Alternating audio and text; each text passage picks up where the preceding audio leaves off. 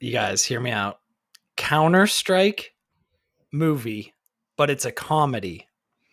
Like a And buddy comedy? like a buddy comedy. I like it. I could be I like it. down with that. Yeah, I think that honestly could be awesome because when I tell you the people who you talk to in that game are truly comedians and they will say the most outrageous bullshit you've ever heard in your life.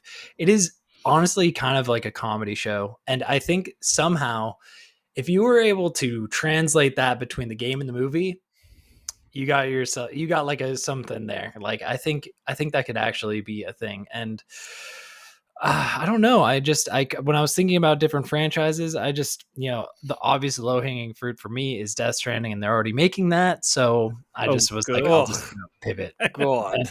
And I can't wait for that one. I will slowly walk out of the room when that TV show comes on. Just like the game. Try not to drop your popcorn. I think that I've talked about this possibly on the pod before, but I think it's a slam dunk. Is you make Dead by Daylight into an anthology series where you take a new famous actor every time.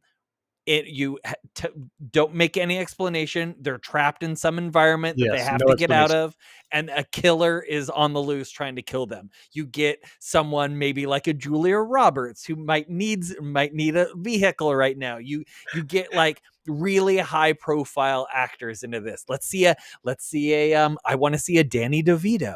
I want to see I want like fighting Pinhead. I want to see people. Yeah, absolutely. I want to see it. Give me a Tony Danza. I want to see Tony Danza fighting Chucky. Like, I know the rights for this would be out of control to try to get the rights of those killers, but you don't even have to do the killers that are licensed. You can do the Dead by Daylight licensed characters like the witch lady and like the trapper and those people. I think that's brilliant. Make it 45 minutes, make it 10 episodes. I think you've got literally a killer. Each episode gets a different killer and a different set of actors playing the survivors. I'm in. 100%. I think it's a done deal. I would launder my money with you to make that happen. Yeah. Nice. That's a good cut. I think we should end the pod on that. We don't care about what Dan has to say. No. Yes, Dan, what's yours? No, that actually was such a good one that I really can't compete with that. But when I was thinking about it, I'm kidding. Well, look, Netflix just did some really cool stuff with Castlevania, and so the cartoon. Oh yeah. So I was like, man, that would be so good, and that's one of my very first games, and I loved it for so long, and I was like, all of the cool whipping and violence that they could do and swinging around. I mean, it could make a really cool action adventure. Maybe you could take it lighthearted, like the Brendan Fraser mummies, or maybe you could take it just really dark and violent, but don't make it like the Tom Cruise mummy.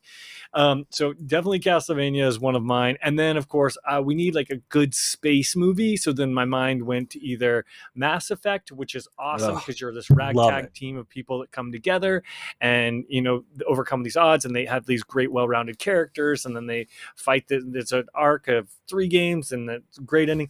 Or we could do just Dead Space, because that'll scare the shit out of you. And the necromorphs that they could. We need a good alien movie. Look, nothing wrong with the aliens that we have now. They're really beautiful and great, and H.R. Geiger, love. But these necromorphs really could be something with their long, pointy limbs that want to stab you. And practical effects. Bingo, 100% completely practical effects.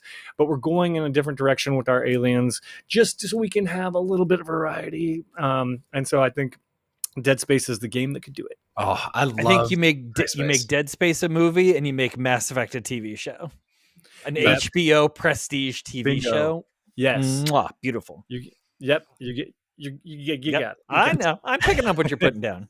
I love it.